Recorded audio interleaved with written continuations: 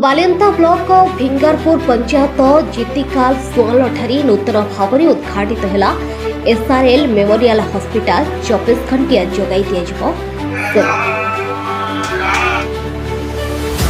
अंचल लोक मैंने स्वास्थ्य बहुत असुविधा होती जहाँफल हॉस्पिटल निर्माण होने अनेक लोके आ दूरता मेडिकल को जावाक पड़ना।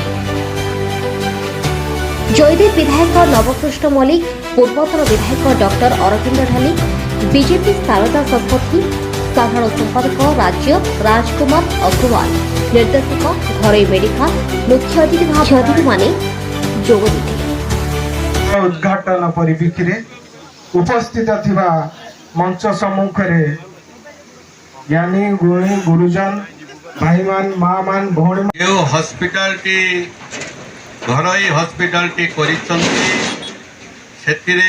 उद्घाटन करिसंती पदान्न व्यक्ति माने आमर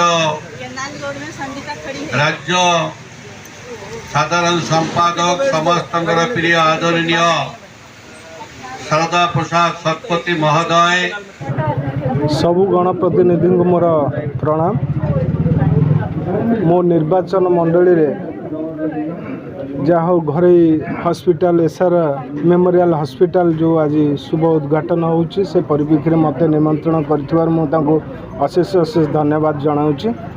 ये अंचल लोक माने स्वास्थ्य पाई बहुत हैरानर असुविधा होउछंती जहाँफल घरोई हॉस्पिटल टी निर्माण हो मु बहु आनंद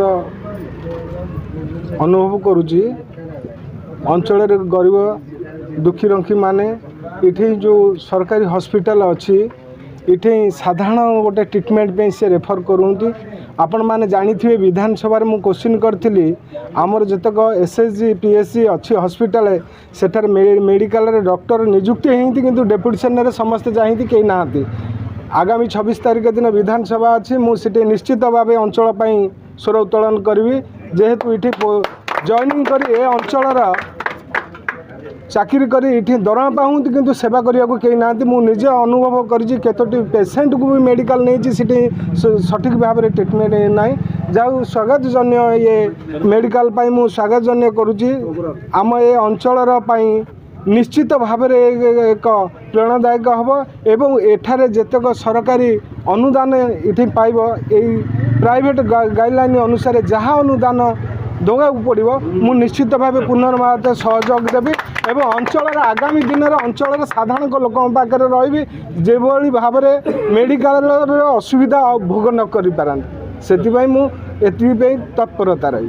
स्वास्थ्य व्यवस्था को सुदृढ़ करने स्वास्थ्य व्यवस्था रे समस्त को स्वास्थ्य सेवा जोगे देवाई समस्ते प्रयास कर समस्त जनसाधारण अपेक्षा जे मुझे सुविधार केमिति मो घर पाखे स्वास्थ्य सेवा पाइपे रोगीटी ता घर पाखे जदि स्वास्थ्य सेवा भल स्वास्थ्य सेवा पाइपुच्छी ताल निश्चित रूप से अनुष्ठान प्रति तार श्रद्धा से अनुष्ठान द्वारा तार मंगल होता है।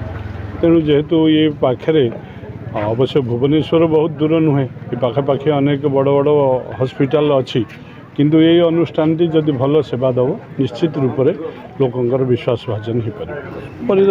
रूम तो छोट रूम अच्छी किंतु अनेक व्यवस्था भी करने चेष्टा कर कम जगह भितर केमती लोक को आम इमिडिएट केयर नहीं पार प्रचेषा कर देखा जाओ ये समय लोकंर केमती आस्था भाजन हो पार्छ अनुष्ठान से निजर सेवा व्यवहार द्वारा ही परिलक्षित हो।